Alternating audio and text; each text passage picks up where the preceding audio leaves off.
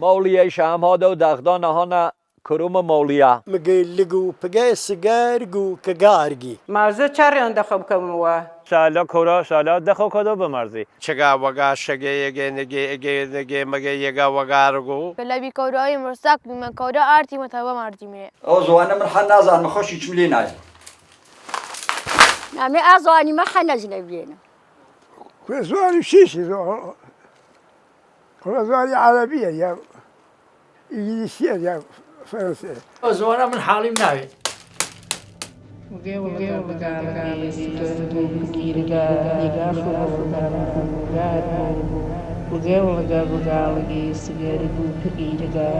زمان کۆنترین ڕازی نهێنی و سەرەکیترین ئامێری پەیوەندی نێوان مرۆڤە، بەڵام جاروبار هەندێک کەس ئەم پەیوەندیان لە ڕێگەی دەسوەردان لە وشە و بزوێن و دەنگەکان کورت و سنووردار کردووە و زمانێکی نهێنیان پێکێنەوە.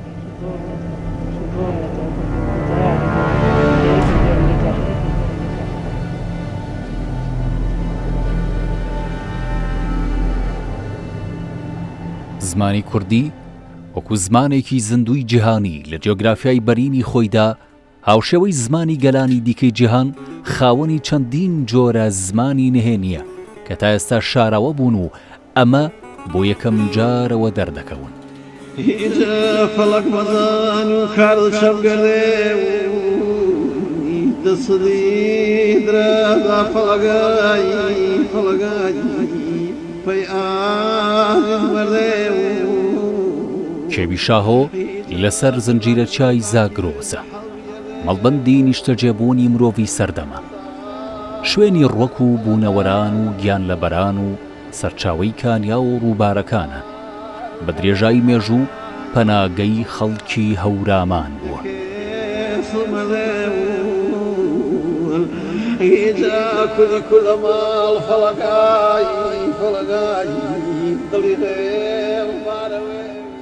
هەر لە مێژە کێوی شاهۆ لەلایەکەوە و ڕووباری سیروان لەلایەکی دیکەوە لە قوڵای ئەم دۆڵەدا گوندێکی کۆنیان لە مێزگرتووە.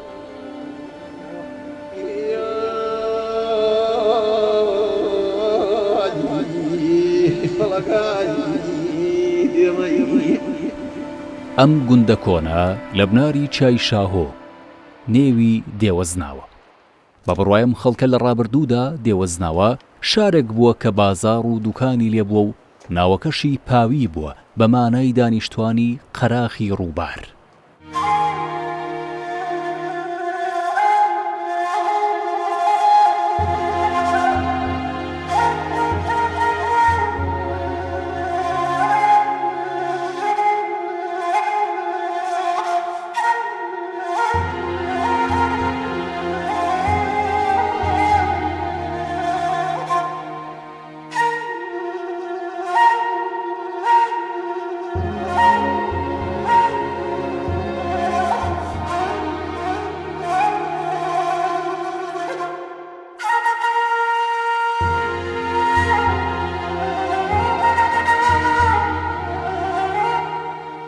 ئەم وڵاتە جوانە کە پڕ لە ڕەمز و ڕازە توانیگە بە درێژایی تاریخ خۆی لە بەرابەر پەلامارەکانی ئیمپراتوریەکانی ئەکد و نایری و سوباری و ئۆرارتور و ئاشوریەکان و یونانیەکان و دواتر عەرەبەکان و هەروەها لەم ئاخرە و مەغۆلەکان بپارێزن.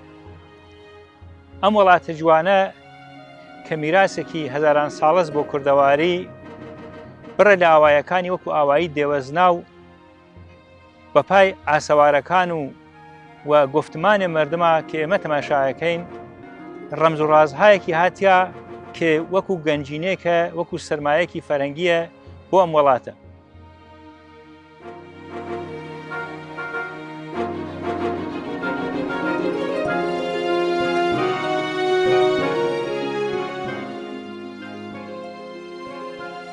خەڵکی دێوەزنا و بە هەورامی دەدوێن، بەڵام چەند کەسێکیان جۆرە زمانێکی نهێنیان لە بیرماوە کە لە سەردەمێک لەم گوندە باو بووە و ئێستا زۆربەی دانیشتوانی گوند لێی تێناگەن. بگێرەگا دگەرەگا گەگارەگا کەگمەگەن بگازگەیەگا زگەم قەگە سگێ زگەم مگانەگو قەگە دگی مگی وگی مگا پگەی جگەنەگا بگی تگاکە گۆر رگەنەگوگە گەلگە مگێ پگەی هەگەنجگی لەگا سگی گاوگی ئەگەرەگەی وەگا مەگەن نگیش بگێ تگاکەگە تگەنەگە تگە قگەلگە سگێشەکەنجگا کەگێ تگا بگۆڵگی نگێ کە گەرگ بگەی خەگێرگی گەڵ بگا شگەنچگێش بگەرمەگەی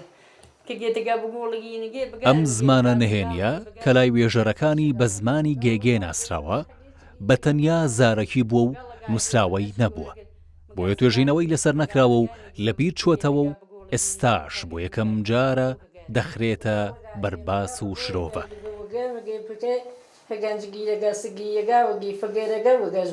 یکی از کارکردهای این زبان مخفی کردن اندیشه ها هست. معمولا زبانهای دنیا رو به دو دسته زبانهای نچرال و آرتیفیشال تقسیم میکنیم. زبانهای طبیعی یەکێک لە هۆکارەکانی بەکارهێنانی ئەم زمانە شاردنەوەی بیر و بڕواکانە. زمانەکانی جیهان دابەش دەبن بە دوو بەشی نێچرال و ئارتیفیشالەوە، واتە زمانی سروشتی و زمانی دەستکرد. زمانە نێچراڵەکان لە تێپەڕبوونی کا دروست بوون و لە لێکۆڵینەوە زمانناسیەکاندا بنەما و ڕەچەڵەکیان بە دڵنیاییەوە ڕوو نەکراوەتەوە. بەڵام چەندین بۆچوون سەبارەت بە پێکاتەکانیان لە بەردەستدایە. بەڵام زمان سەختەکان بۆ ماوەیەکی سنووردار و بەکارهێنانی سنووردار دروست بووە. زبانهایی هستند که در مدت محدودی برای کارکردهای محدود ایجاد میشن. زبان مخفی زبانی هست که زمانی نهێنی شاردراوە زمانێکە زۆربەی ئەو چین و توێژانە دروستیان کردووە کە دەیانەوێت بیر و بڕواکانیان بشارنەوە.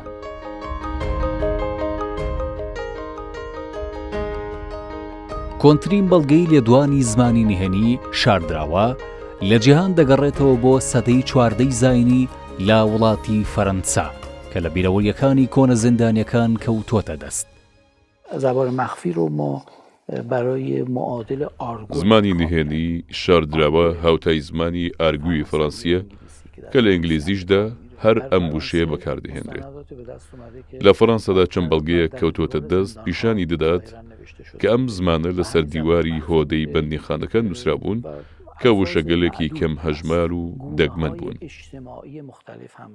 چەشنە زمانی کۆمەڵایەتیشان یەکێک لەو زمانانە کە چینە کۆمەڵایەتیەکان دروستی دەکەن زمانی نهێنیە. جگە هەگا مگەینەکە کە کەس نەکەت تەکاوە نەگێ سکیندەگی کەکەرەکۆ وەگە ئەیگەی مەگە ئیسێ جگە سەگاڵەکە و حەکاف تەکەی بەقەرە کشکە ئەگۆرد بەکەی دەلێ دەگا گەگا کەکی مەگا وەگە ئیکی ئیسەکەگەش دیوەر سەگاڵەگەن گەگاز ئەگا مەگەن دەلێ دەگا گەکەکێکی مەگانەکە.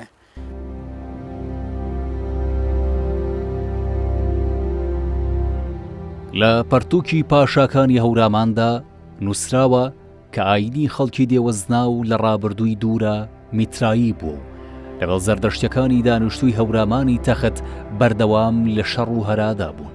هەر بۆیە زەردەشتەکانی هەورامانی تەخت خەڵکی دێوەزناویان بە دیویەسناوی ناو بردووە بە مانای دێوپەرست کە لە مانادا وشەیەکە بەرامبەری مەزدیسنا بە مانای ئەهورا مەزداپەرستەکان کە خوای زەردەشتیەکانە.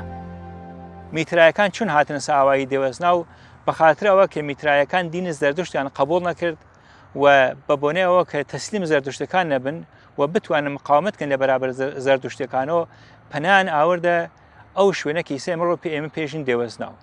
زمانێک کە میترایەکان و زەردەشتەکان کە شەڕگانەکرد لە بین یەکترینا لەو دێوەزناوە مردمی عادی گفتمانێکیان بوو و ئەم گفتمانە بە ڕەمزە قسانە کرد کە ئەیان توانی خۆیان لە بەرابەر دەسەڵاتە میترایی و زەردۆشت بپارێزن کە ئیسەچە ئەم زوانە لە ناو گفتمانە مردمی عادیە ماگەسۆ گارگۆل لە گەوگای نگی پگای کە گۆگەگەی یعنی ئیمڕۆ و کوێچوی دەسەجام و کناچۆ و ژەنیوێن مدیگە دێفێ دەور و ماندری و بێجی بووم زانی ئێمە ئیقسا دەسەجەمەی قسەکی کەرێن مێگر ئیگەواچن ئەگا بگانگا واچیت کەی ئامینی چکۆ بینیمەدی واچن ڕگا بگانگا هیزی ئامینمێ مثال ئیجۆرە قسا کەرێن بە ئێمە یاشێتر گوێ مەسەر و گۆواچنی مانێ مەسەر واچنی ماینێ واچێ نگا بگانگووە واچینە یەخوا بران نەمرۆ.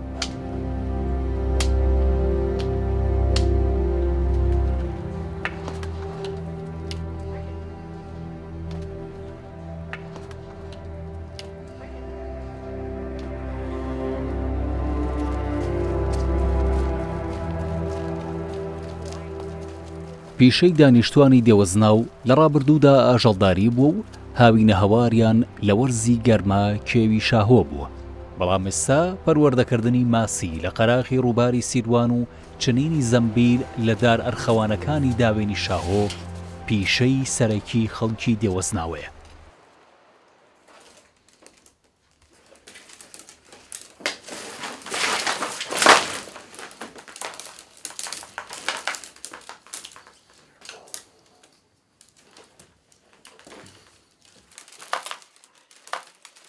مەگاشگین مەگاشگین بەگەردگەنم سگی چگی وەگار سگەڵ هەگەزاگارگەیر چگم دگان پگەنگە ئەگێ مەگە پگی زگو وەگانێکی حەگاڵگی کە گەیەرەگەی نەگێ مەگەی حەجگیش حەگاڵگیش نەگە یەگە بگێ وەگانێکی یەگیگرن ئەگێ مەگە شەگا هەگو وەگە ئەگەن مەگێرەگە وەگارگی هەگەر وەگانەگە یەگێ کە گەیەرەگەی نەگێ یەگێ مەگێ وەگە لەگەی وەگەی مەگانەگە ئەگەی بەعاسەکەی یەگە پگی زگو وەگانەگەیە دەگەی لەگەی وەگەی مەگانەگە هەمیشەکەی وەکاشەکەی دەگەی مەگێ. در گونه هورامی مد نظر ما که از لە شێوەزاری هەورامی کە ئێمە قسەی لەسەر دەکەین و لە وشە پڕهێما و شاراوەکان کەڵک وەرگیراوە و گۆڕانکاری دەنگی تێدا ڕوویداوە جۆری گۆڕانکاری دەنگی ئینسەرشنە واتە ناواخن و ناواخنکردنی تێدا دەکرێت لە ڕاستیدا PTG ئەخرێتە ناوەڕاستی بەشەکان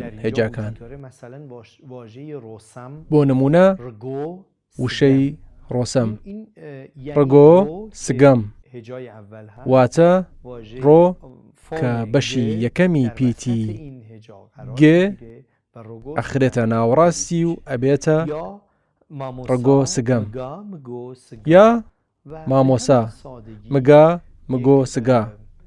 هەر بەم چەشنە ڕەمزینەیەک دروست دەبێت کە تایبەتە و گروپێک ئەخاتە یەک و لە بەرامبەری ڕەمزینە واتە زمانی فەرمی کۆمەڵگەوە خۆی دەنوێنێت. لە بابەتی زمان ناسی کۆمەڵایەتیشەوە دەکرێت هۆکارەکانی لێک بدرێت تاوەکو دەرکەوێت هۆی شاردنەوەی ئەم گوتانە چی بووە و بۆچی زمانێکی ئاوەهایان پێکێناوە. گونه زبانی مخفی به چه دلیل یا دلایل ایجاد شده.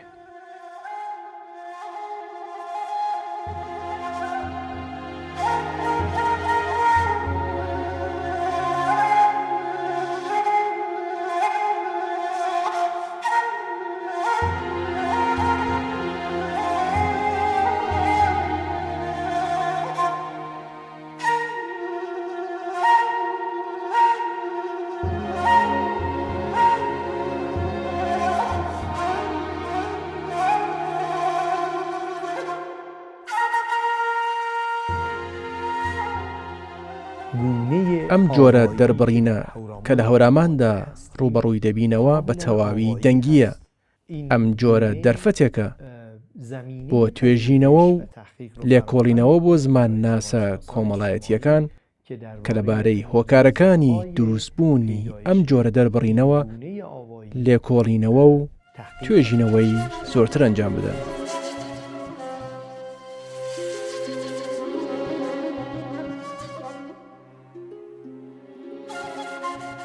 ئەم زمانە گێگەیە بەپێی ئەوەی کە زۆربەی وێژەرانی لە تەمەنی 50 تا 60 ساڵانن پێدەچێت لە ساڵانی هەفتاکاندا لە گوندی دێوەزناوە باو بوو بێت و هەرزەکارانی گوند بۆ شارنەوەی نهێنیەکانیان کەڵکیان لێوەرگرت بێت.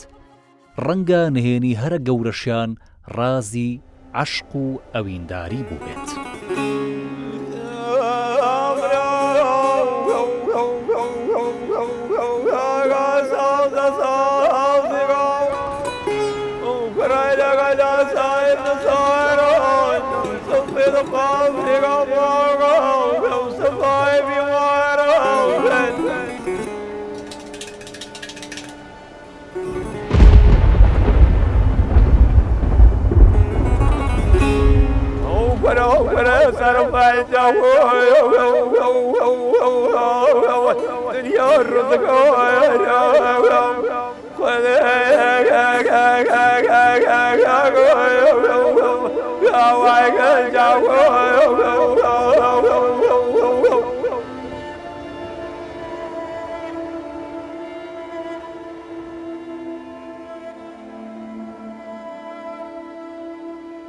ساڵانێک بوو کۆنەگوندی جابر کە جاوریشی پێدەڵێن بەسەر گردێکەوە دروست کرا بوو، بەڵام هێدی تێکەڵی خاک بوو. دواتر سەر لە نوێ لە دەشتی خواروی خۆی خەڵک خانوویان لێ دروست کرد و گوندی نوێی جاوریان ئاوەدان کردەوە.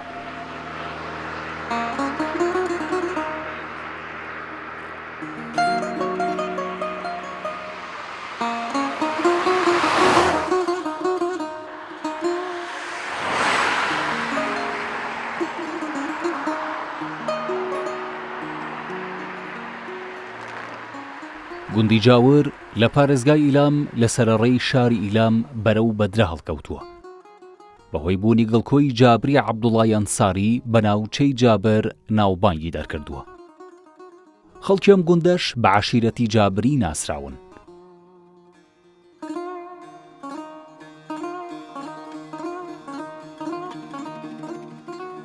لێدوانیان بە زمانی کوردی و زاراوەی بەدرەیە، بەڵام جگە لە زمانی کوردی خەڵکەکەی جۆرە زمانێکی نهێنیان هەیە بۆ شاردنەوەی نهێنیەکانیان بەرامبەر خەڵکانی دیکە و نامۆکان کەڵکی لێوەردەگرن.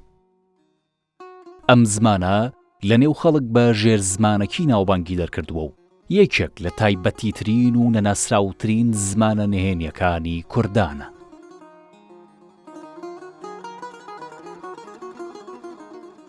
ئیمە مردم جاور تابع شهرستان بدره استان ایلام کردیم و کرد زبان اصلیمان کردیه. یک زبان مخصوص ارث پدری و عنوان زبان مخصوص خود روستامان دیریمن به نام زبان زیرزبانکی. اره تعقیب و گریز، اره فرار، اره جنگ، اره چشته درست بیا. یه زبان زیرزبانکی یه چشت اضطراری واقعا چشت درد بخوریگیشه. جره آلتی پیاگه جره شاله آلتی پیمی کروم شاله کورا شاله دخو کدو بمرزی. این زبان زیرزبانکی در چه موقعی استفاده علیه که من در موقعی که مهمانی دیریمن یا اگر بحثی مخفیانه خوازی من بروز بکیم در نو خانوادمان یا جنگی دعوای چترمان رخد یا یه سری حساب کتابی که هستن که خوازی من طرف که نیشتگاه قصه ما نفهمید. مردم سعی کردن که هویت خودیان حفظ بکن و یکی لرال حفظ کردن هویتیان حفظ زبان ویسا که زبان یه زبان رمزیه، یه زبان مخفیه و یه زبانی که له نظر علمی وش نپیه لوتر یا آرگو و زبان زبان کیامانو جاوری یعنی جر مولی. اگر فرزن یکی لیمان بچی در شهری وری بیده جاوریگو معرف بینمان کلمه ابورمان جر مولیه.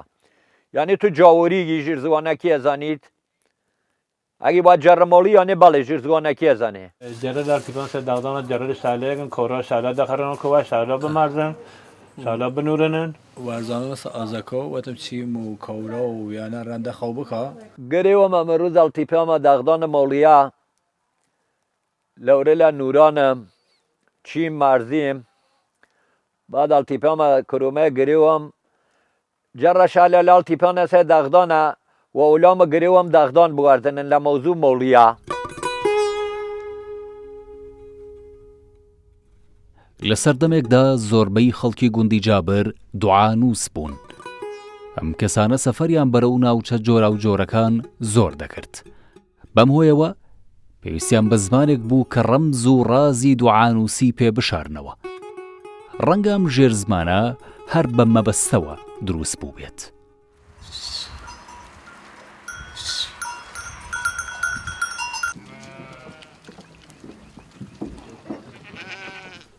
بەهۆی کوێستانی بوونی ئەم ناوچەیە بەدەگمەن خەڵک کاری کشت و کاڵ دەکەن. بۆیە زۆرینەی خەڵکی گوندی جابر بە ئاژەڵداری و بەخێوکردنی مەڕ و ماڵاتەوە سەرقاڵن.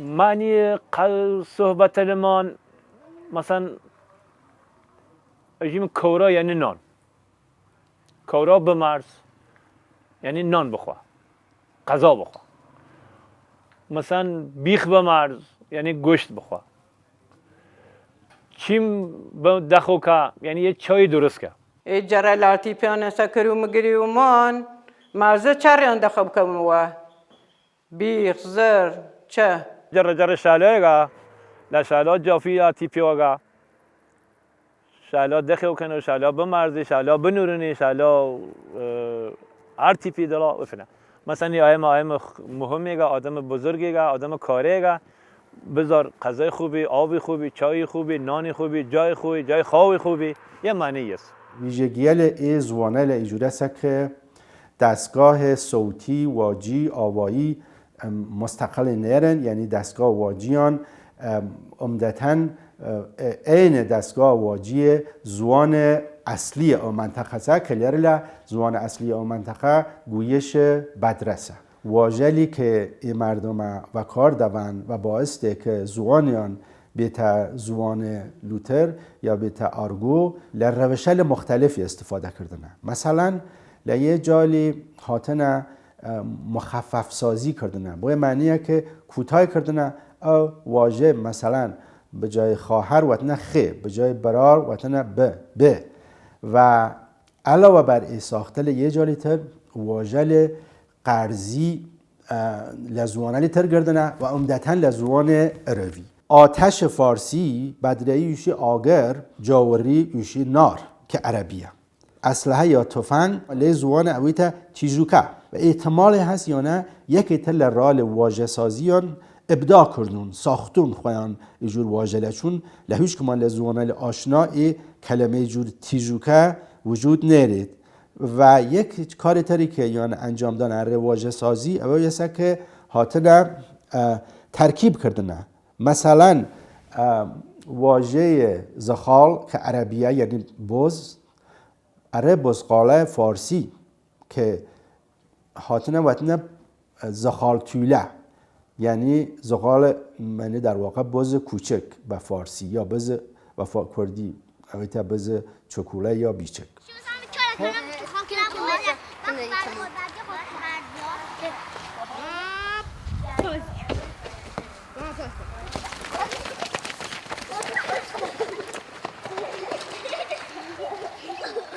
جرزوانه که هنه پدر جدمانه بچه گمانته در دنیا اول که زبان وزاکا ای جرزوانه که سه من الانیش هم کاملا نزانن چون زبان مادریه بچه ما ندی در کلاسی 1 و 2 قشنگ در زبانکی وارد داد آزا که اردی تیزگاه دخو که جرا کجمانه که لبی کورای مرسک من کورا آرتی متوه مردی میره قدیم صحبت کردن بزرگانمان وطن هر کسی باید این زبان دنو خود رستامان دنو تخمه جابره مخفی بمینی مخفیه ولانی و کسی ترجمه ناکیم رانمایی کسی هم ناکیم